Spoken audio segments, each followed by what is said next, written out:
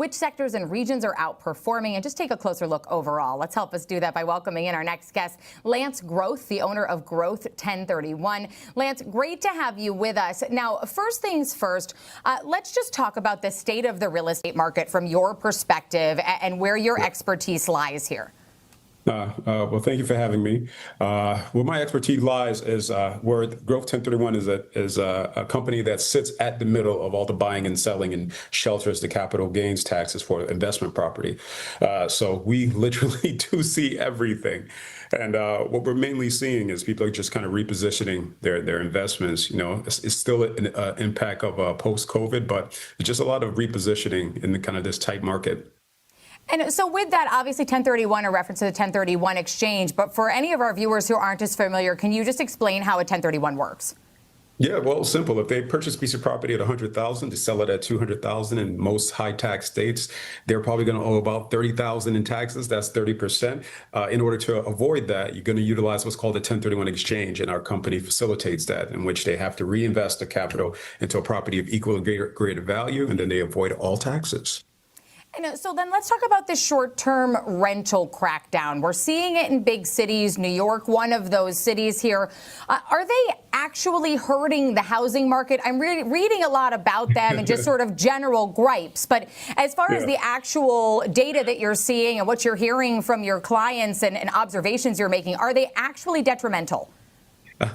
Well, it's tough because a lot of them are my clients. So I'm like, let me watch what I say.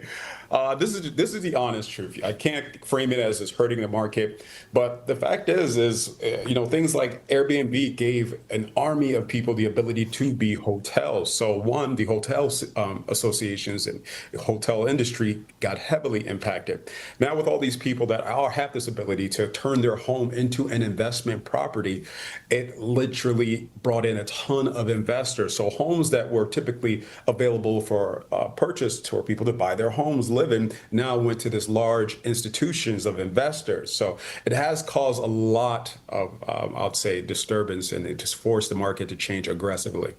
All right, so I'll rephrase ever so slightly to protect your client relationships here. How is it reshaping the market, and how and where we're seeing capital go now? Because as you highlighted, people are not selling those homes now; they're just renting those homes out. Yeah, well, a lot of these cities, specifically cities like California and then New York, they cracked down on short-term rentals heavily. So people actually moved. They got away from these things. They got away from those cities. You know, with the added kind of push from the COVID, where they said, hey, all people stay away from other people. People move from places with strict rules. And what you see is investors recapitalize into different places that are less stringent with those rules, have a lot more freedom in terms of their regulations, and also the places that had just a bit of more value for the land, because some of these places like New York, like California, were higher priced cities. So a lot of the capital just repositioned themselves to places like Miami, which were pretty much held a sign that says, come on down, investors. Texas, which has low taxes and a lot more land for your value, and places like Atlanta. I have a lot of guests come on and talk about the Wall Street of the South because of the exodus that we've seen as people are moving to some of those less regulated states. But as you look at that, is there still a viable path for investors in these markets that have more of these restrictions? And then I'll ask the follow-up question too, because the states are seeing a bit of an exodus to the states that have fewer restrictions. Do you think there's any chance that we see a clawback on any of these rules, or potentially other states following suit, even though we are seeing people leave for more favorable structures? No, I don't think there's going to be any clawback, because in all honesty, it did have a very powerful impact on just the overall market, not just the investor market. Like, people who are trying to purchase homes couldn't find homes because so many investors gobbled them up. That was a huge issue. It's been a big issue, and it really has an impact on just housing prices. So you're not going to see a clawback. The fact is, the places where they've gone to, it isn't these investors followed, but an army of other people followed as well. They went to places like Miami because they didn't want to be in these highly populated areas. You take into effect when COVID, especially, so many people realized like, hey, I can work from home. People in New York were like, hey, it's cold here. I'm going to go to Florida, and then it worked out. And then you had all these investors who followed suit and it started to do this major development there. So I don't think you're going to see a clawback because the fact is it really did had a pretty big impact that they want to keep away. And two, all these other states have just been very accommodating and the population has migrated and the investors are fulfilling the needs of that population. So what does that mean for the housing markets and home prices specifically in both of these markets? Both the markets people are leaving and then the markets people are going to. I know you mentioned for New York specifically, people couldn't find a place to buy. There were no homes available. Yeah. Now there are. But what are we seeing in terms of home pricing trends? You know, it's funny.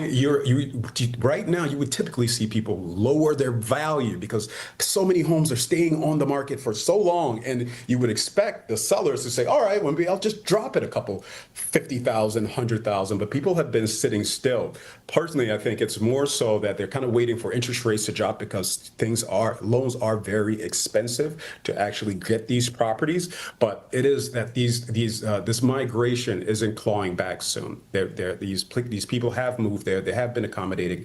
And the home prices in terms of, not home prices, the home availability, I think is going to come to the market soon because if you go to places like Miami, there is so much construction going on. So it's been, hey, these people have moved there, but all of the product that they actually have come to market isn't to market yet. So there's going to be a big influx of new product for people to purchase, and hopefully it will not lower the current home prices, but it will make things a lot more accessible. I was just in Florida, and I can tell you the massive amounts of construction happening there to try to accommodate some of the shift going to the south right now. I mean, it was just everywhere you turned, there was a crane or a new house getting built. But for investors who are considering a move here, either away from a more regulated state or just simply shifting for better weather, like you mentioned, is a possibility as well. What are the biggest mistakes that people are making right now in this environment?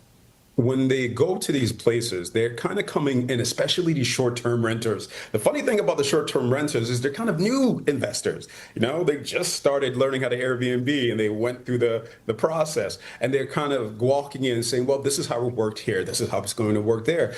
They don't understand that concept that every state has such different personalities, different cultures. You know, the way people pay, you know, some in this state, people, all of 90% pay on the first. In this state, they might pay 12 couple days later. So understanding that whatever you learned in your investments, in your investment experience in the state that you are, isn't going to apply when you go to different states. Yes, some rules may, but there's such a different culture in terms of understanding the work population, understanding the student population, understanding just the actual financial portion where people pay at different rates. So you may not expect how it works in different ways, but just keeping in mind that, hey, the lessons that you've learned in your state, make sure you learn them, but do not expect them to all apply when you go to these different states, which is an entire different demographic.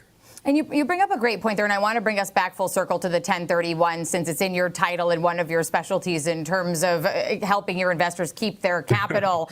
As you see people using them, are you seeing the trend more that they are exiting some of these tighter markets to deploy elsewhere, or is it just now people are being more conscious and trying to find these tax loopholes as things have just generally gotten more expensive?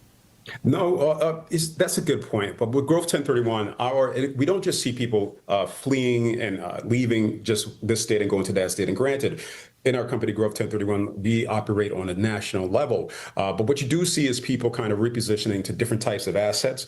Like so many of our clients who've been in the rental space for so long and went through these past years, which were very difficult, they're actually just tired of dealing with landlord-tenant issues. So you see them going into passive investments like self-storage, data storage facilities. I cannot tell you how many of those things are popping up.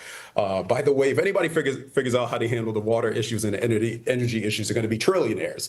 But people are not just moving to these different states, but they're actually moving into things that are a little more defensive. Like self-storage is kind of recession-proof, and data storage facilities are just at such a growth pace because people are creating data every second. They think it's just going into clouds, but it's like, no, that thing is going into CPU in a building specifically somewhere. So they're not just relocating into different states, but a lot of investors are relocating into different types of assets, and a lot of them are going into defensive assets. Well, any of them going into those data center assets, and if you find out how they're solving those water and energy problems, you call me first, okay?